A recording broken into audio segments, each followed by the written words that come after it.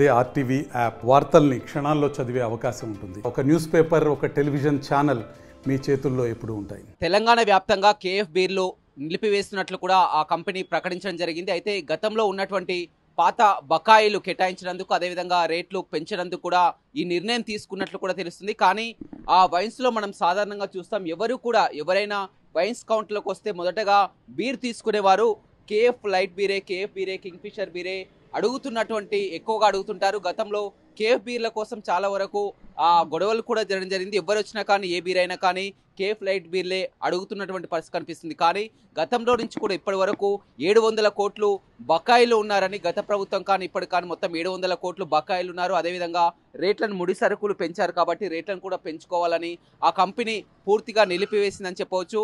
ఒక కేఎఫ్ఏ కాదు, సియాగ్రామ్స్ కానీ మిగతా రాయల్ స్టాగ్, ఐబీ, ఎంసీ త్వరలో ఇవి కూడా షార్టేజ్గా మారనున్నాయని చెప్పవచ్చు. ఎందుకంటే అవి కూడా 100 కోట్ల వరకు కూడా బకాయిలు ఉన్నారు. ఆ బకాయిలు చెల్లించే వరకు కూడా ఇప్పుడు చూసినట్లయితే మొత్తం కూడా ఆ గోడౌన్ నుంచి కూడా ఆ రేషన్ పద్ధతిలో షార్టేజ్ ఉండడంతో రేషన్ పద్ధతిలో కూడా వీరికి తక్కువగా సరుకు ఇస్తున్నటువంటి పరిస్థితి కనిపిస్తుంది. కేఫ్ పూర్తిగా నిలిచిపోయినప్పటికీ కూడా మిగతా ఐబీ కానీ, రాయల్ స్టాగ్ కానీ ఎక్కువగా విరివిగా వెళ్ళేవి కూడా వాటివి కూడా తక్కువ మొత్తంలో ఇస్తున్నారని కూడా వైన్స్ యజమానులు కూడా నిరాశ వ్యక్తం చేస్తున్నారు. ఎందుకంటే ఎన్నో లక్షల రూపాయలు కూడా పెట్టి షాపులు నడిపించుకున్నటువంటి పరిస్థితి, స్టాకు లేకపోవడంతో కూడా ఇబ్బందిగా మారిందన్నటువంటి పరిస్థితి కూడా చెప్పిందని చెప్పవచ్చు.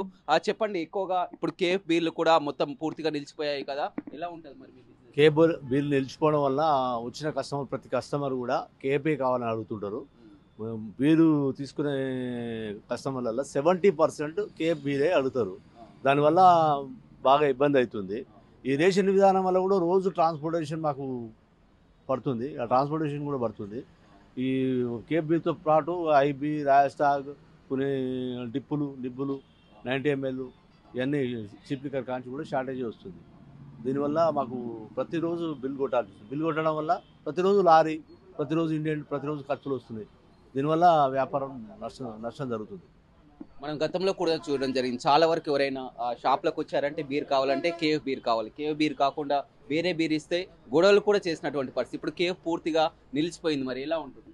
కేఎఫ్ బీర్ లేకపోతే వైన్స్ నడిచేది అయితే అసాధ్యమే.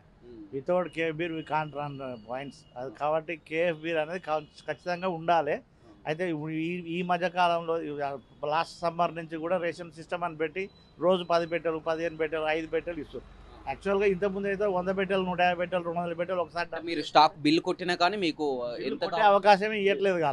వాళ్ళు రేషన్ ఫిక్స్ చేస్తారు. బిల్లు మనం 200 పెట్టినా కానీ అది బిల్లు తీసుకోదు. ఓన్లీ రేషన్ 15 కార్టన్స్ అని ఉంటుంది. ఆ 15 కార్టన్ వరకే మనకు యాక్సెప్ట్ చేస్తారు. ఎందుకని షార్టేజ్ అంటే అక్కడ వీళ్ళు బిల్స్ పే చేయట్లేదు, ఆ కంపెనీ ఓనర్స్ పేమెంట్ ఇవ్వట్లేదు కాబట్టి వాళ్ళు స్టాక్ సరిపోని ఇవ్వట్లేదు. ఈ గవర్నమెంట్ వాళ్ళ ఫాల్ట్ అని వినికిడి. గవర్నమెంట్ వాళ్ళు వాళ్ళకి పేమెంట్ చేయట్లేదు కంపెనీ వాళ్ళకు. So that's they are not giving stock.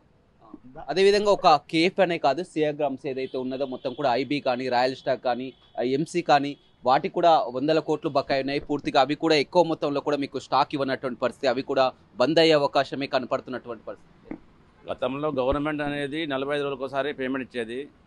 ఇప్పుడు ఉన్న పరిస్థితుల్లో 6 నెలలకు కూడా ఇంతవరకు పేమెంట్ రాలేదంట. కొన్ని డిస్టిలరీలకు, సిగ్రమ్స్ వాళ్ళకు 2000 కోట్ల చిల్లర రావాలి, మెక్డోనల్స్ వాళ్ళకు 1200 చిల్లర రావాలి, ప్లస్ ఈ కేఎఫ్ వాళ్ళకు కూడా 600 కోట్లు రావాలి కదా. 45 అంటే మినిమం ఒక 100 కోట్లు వచ్చే రిలీజ్ అవుతుంటే స్టెప్ బై స్టెప్ వాళ్ళ సప్లై కూడా వచ్చేస్తుంది. వాళ్ళు దాని కొరకు కూడా ఇప్పుడు ఈ మధ్యన గత కాలంలో ఆంధ్ర కొత్త ప్రైవేటీకరణ చేసింది కాబట్టి ఆ సప్లై మొత్తం సరుకు అంతా అక్కడ వెళ్ళిపోయింది. వాళ్ళు 45 డేస్కు వాళ్ళు గవర్నమెంట్ చంద్రబాబు నాయుడు గారు రిలీజ్ చేసి పంపుతున్నారు. మనకు ఇక్కడ మాత్రం రావట్లేదు. అందుకోసమనే మనకు షార్టేజ్ చాలా అవుతున్నది. అక్కడ 180 రూపాయల కేఎఫ్ లైట్ బీర్ కూడా అమ్ముడుపోతున్నది. సరుకు కూడా సప్లై ఫుల్ దొరుకుతుంది. మనకు 150 రూపాయలు పెట్టినా కానీ సరుకు లేదు. మనకు కావాల్సినంత సరుకు లేక ఇబ్బంది పాలవుతున్న వ్యాపారస్తులు మొత్తం అట్లా. రైట్, చూడొచ్చు పూర్తిగా వైన్స్ యజమానులంతా కూడా పూర్తిగా ఆందోళన వ్యక్తం చేస్తున్నటువంటి పరిస్థితి కనిపిస్తుంది. షాపులు ఏ విధంగా నడపాలని కూడా చెప్తున్నటువంటి పరిస్థితి కనిపిస్తుంది. ఎందుకంటే గతంలో కూడా చాలా వరకు కేఎఫ్ బీర్ ఇవ్వకుండానే గొడవలు జరిగినటువంటి పరిస్థితి కనిపిస్తుంది. ఇప్పుడు ఒక కేఎఫ్ అనే కాదు, మిగతా ఏదైతే ఉందో ఐబీ కానీ, రాయల్ స్టాగ్ కానీ, 100 పేపర్స్ కానీ, మిగతా రెగ్యులర్ మందులన్నీ కూడా మొత్తం పూర్తిగా ఎక్కువగా మేము డిపో నుంచి కూడా ఎక్కువగా ఇవ్వడం లేదు. రేషన్ పద్ధతిలో కూడా మేము చాలా షార్టేజ్ ఉందని కూడా తక్కువగా ఇస్తున్నారు. దానికి కారణం కూడా ఒక కేఎఫ్ఏ కాదు, మిగతా వాటికి కూడా 100 కోట్లు బకాయిలు ఉండడంతో కూడా మొత్తం స్టాకు రానటువంటి పరిస్థితి. పండగ సమీపిస్తున్నటువంటి వేళ షాపులని మేము లక్షల రూపాయలు పెట్టి కూడా టెండర్లు దక్కించుకొని కూడా షాపులు నిర్వహిస్తున్నాం. షాపులకు నిజంగా ఇది నిరాశ వ్యక్తం అవుతుందని చెప్తున్నారు. దీనిపై ఎక్సైజ్ శాఖ మంత్రి కూడా జూపల్లి కృష్ణారావు కూడా స్పందించడం జరిగిందని చెప్పవచ్చు.